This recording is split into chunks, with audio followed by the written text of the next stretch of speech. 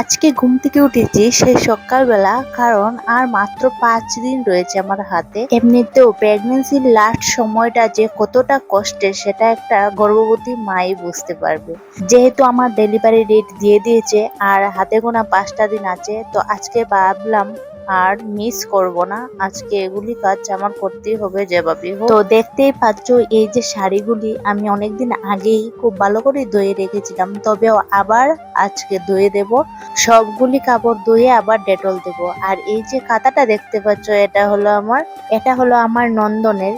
এই কাঁথাটা কিন্তু আমার বাইগনা বউ সেলাই করে দিয়েছিল ও যখন জন্ম হয়েছিল। কাপড়গুলো বের করতে গিয়ে এই কাঁথাটাও হাতে পড়ে, তো এটাও নিয়ে নিই। তো এই যে দেখতে পাচ্ছ আমি সব কাপড়গুলি নিয়ে চলে এসেছি। আমার শরীর তো একদমই এগুচ্ছে না, আর আমার বাইজি এগুলি ধুয়ে দিয়েছে। তোমরা তো জানোই অনেকেই আছে ক্যামেরার সামনে আসতে চায় না, তো আমার বাইজিও ঠিক তাই। এইদিকে দেখো বাবু উঠে গেছে, আমি বাবুকে নিয়ে চলে গেছি, ওকে মুখ ধোয়াবো, প্রেস করাবো। আর এইদিকে আমার বাইজি সব কাপড়গুলি ধুয়ে দিচ্ছে। সত্যি এই বাইজি যদি আজকে না আসতো তা আমার অবস্থা কি হতো।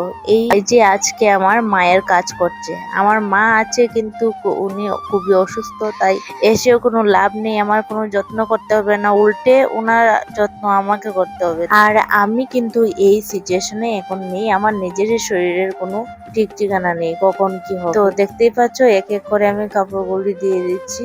আর আমি তো শুধু শো দেখাচ্ছি, সবকিছু কিন্তু আমার বাইজি করেছে, কাপড় লাড়া আনা দোয়া সবকিছু। তো এই যে দেখতে পাচ্ছ আমি চলে এসেছি এখন স্নান করে।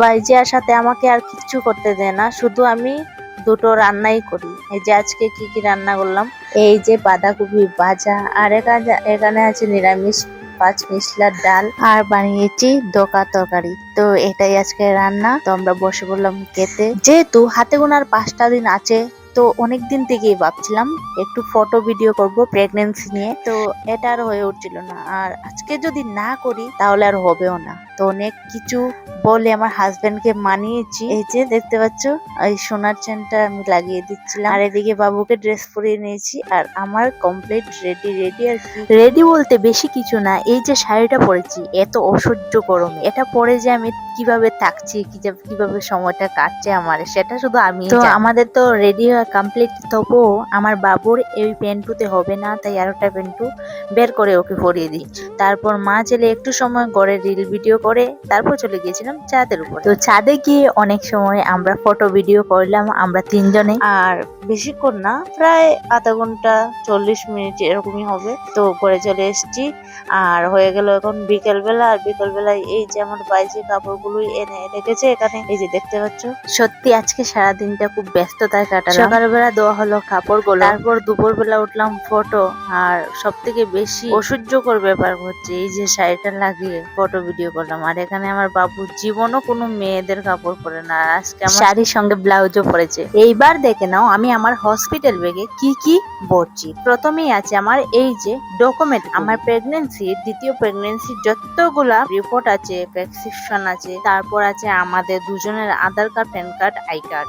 তো এগুলি এই যে একটা ফাইলে করে নিয়ে নিচ্ছি, কারণ এগুলি কিন্তু খুবই ইম্পর্টেন্ট। আর তোমরা জেনে নাও আমি কিন্তু সরকারি মেডিকেল কলেজেই আমার ওটি করাচ্ছি। আমাদের কিন্তু প্রাইভেট ম্যাম ধরা আছে, ওই কলেজেই ওনার ডিউটি আছে, তো উনি করাবেন আমার ওটি। তো দেখতে পাচ্ছ আমি নিয়ে নিয়েছি এখানে ফাইলে করে সব ডকুমেন্ট, আর এই বক্সে করে নিয়ে নিয়েছি আমার ঔষধ প্রয়োজনীয়, যেমন চার্জার। তারপর বিশেষ করে এই যে একটা ফুটার পাতা, এটা কিন্তু নিতেই হবে, কারণ আমার কপালে ফুটা না থাকলে আমার ভালো লাগে না, আর ব্যথার যন্ত্রণা আমি ফুটা কোন দিকে হারিয়ে ফেলবো, তাই জন্য নিয়ে নিই। আর এই যে দেখতে পাচ্ছ 2টা ব্ল্যাঙ্কেট, এই গরমে এই 2টা ব্ল্যাঙ্কেট নেওয়ার কারণ হচ্ছে আমার প্রথম সন্তানের, আমার নন্দনের সময় যে কষ্টটা পেয়েছিলাম, তখন তো ঠান্ডার দিন ছিল, জানি না ওটি থেকে বের করার পর প্রচুর পরিমাণে ঠান্ডা লেগেছে। তবে এখন তো প্রচুর পরিমাণে গরম, জানি না কাজে আসবে কিনা, তবু এই 2টা ব্ল্যাঙ্কেট নিলাম। আর এখানে আছে 5টা শাড়ি, তো একটা রেখে যাবো করে আর 4টা নেব। আর এখানে আছে আমার নন্দনের পুরানো কাপড়, পুরানো খাতা কয়েকটা, ওই যে বাম দিকে দেখতে পাচ্ছ। আর নিয়ে নিয়েছি এই যে আমার বেবির জন্য ফর্মুলা মিল্ক, তো খাওয়াতেই হবে, আর কারণ আমার সি সেকশনের সঙ্গে সঙ্গে কিন্তু ব্রেস্ট মিল্ক হয় না, আর এটার জন্যই এই যে বাটি গুটি নেওয়া। আর নিয়েছি 2-3টা বেড কভার, এগুলো কিন্তু খুব প্রয়োজনীয়, বারবার চেঞ্জ করতে হয়, যতদিন থাকবো ততদিন। তো বন্ধুরা, এইটুকুই আমার ভিডিওটা ছিল। তো তোমরা সবাই আশীর্বাদ করবে সবকিছু যাতে সুন্দর মতে হয়। দ্বিতীয়বারের মা হতে গিয়ে বুঝতে পারছি কতটা কষ্ট। সত্যি এখন যে লাস্ট সময়টা চলছে আমার খুবই কষ্টের। একমাত্র আমার বাইজি এসছে বলে আমি চলে। আজকেই কিন্তু আবার আমার বর্দার বৌদি এসছে আমাদেরকে না জানিয়ে আমাকে খাওয়াতে। তো এতটুকু আমার ভিডিওটা। রাতে রাতে সবাই সুস্থ থাকো, ভালো থাকো আর আমার জন্য